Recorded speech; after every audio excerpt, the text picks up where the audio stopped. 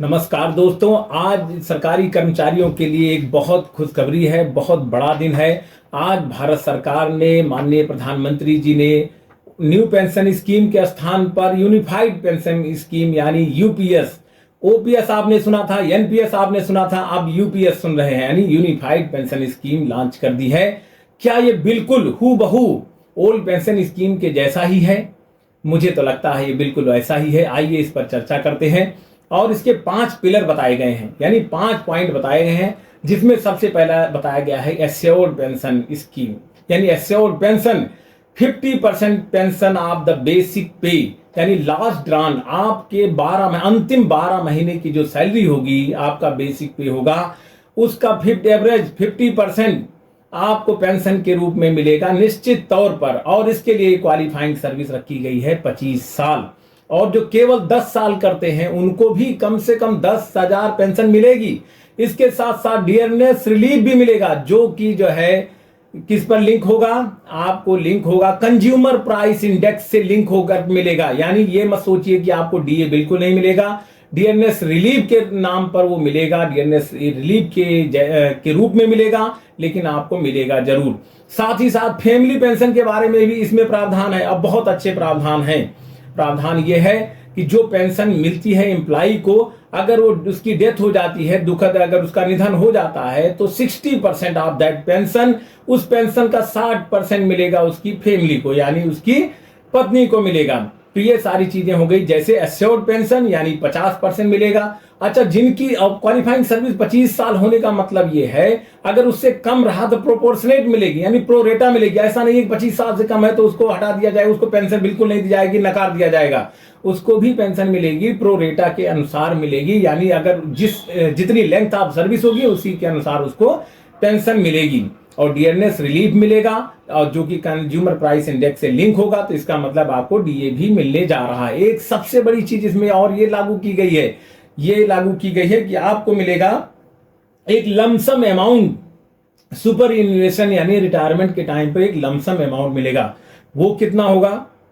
वो इस तरह होगा कि हर 6 महीने की आपकी सर्विस को 1 यूनिट मान ली जाए। यानी अगर 25 साल आप सर्विस करते हैं तो 50 यूनिट मान ली जाए।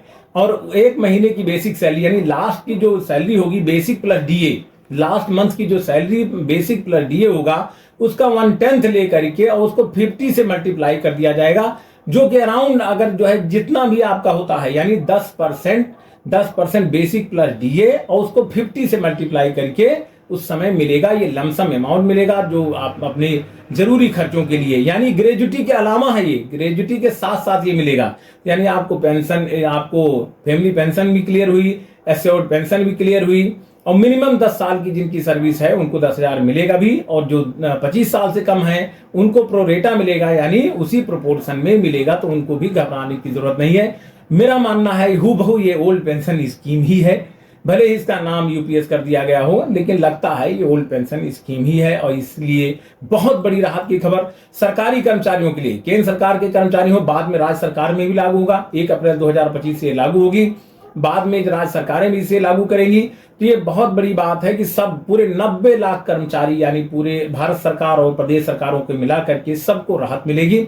साथ ही साथ आपका सबसे बड़ा सवाल ये है कि वो 10% पैसा जो हमारा अभी कटता है एनपीएस में, जो हमारा कंट्रीब्यूशन है, जहां सरकार 14% कंट्रीब्यूट करती है, वो कटा हुआ पैसा कहां जाएगा, इस बारे में अभी कुछ क्लियर नहीं किया गया है। लेकिन अगर वो 10% पैसा कटता है तो अब आपका होगा, चाहे वो एनपीएस के रूप में रहे तो उस पर जो इंटरेस्ट मिलता है वो इंटरेस्ट के साथ आपको वापस मिलेगा ही मिलेगा रिटायरमेंट के टाइम पे।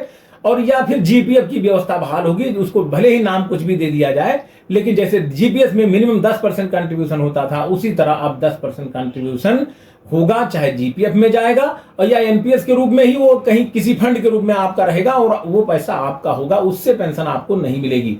इसके लिए सरकार ने अपना कंट्रीब्यूशन 14% बढ़ाकर 18.5% कर दिया है।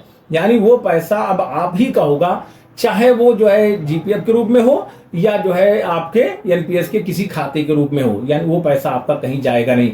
अच्छा, एक बात और, अब तक जो कर्मचारी रिटायर हो गए हैं उनको भी इसका लाभ मिलेगा। यानी ऐसा नहीं है कि 2004 की बात और अब तक जो कर्मचारी रिटायर हो गए हैं उनके बारे में कोई चिंता नहीं, उनको भी ये जो है pension scheme, unified pension scheme के अंतर्गत ही उनकी कवरेज होगी, यानी उनको भी कवर किया जाएगा और संभवतः उनको जो है उसका एरियर भी मिलेगा जो रिटायर हो चुके हैं अब तक का।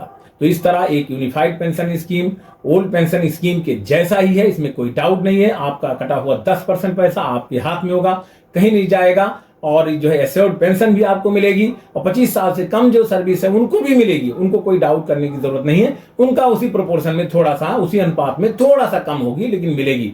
और जहां तक था फिक्स पेंशन है, फिक्स नहीं है, इस पर डीएनएस रिलीफ पहले भी जैसा मिलता रहा वैसे अब भी मिलेगा, जैसे कि वर्किंग एम्प्लॉय के रूप में होता है, और ये कंज्यूमर प्राइस इंडेक्स से लिंक होगा। इस तरह सारे के सारे डाउट क्लियर है। अगर कोई पॉइंट अगर छूट रहा है मैं देख लेता हूं, मुझे नहीं लगता कि कोई जो है पॉइंट छूट रहा है। तो इस तरह old pension scheme, new pension scheme के बाद अब जो है यूनिफाइड पेंशन स्कीम बहुत वेलकम स्टेप है और सरकार को इस बात का धन्यवाद देना चाहिए और ये बहुत बड़े हर्ष का विषय है। Thank you.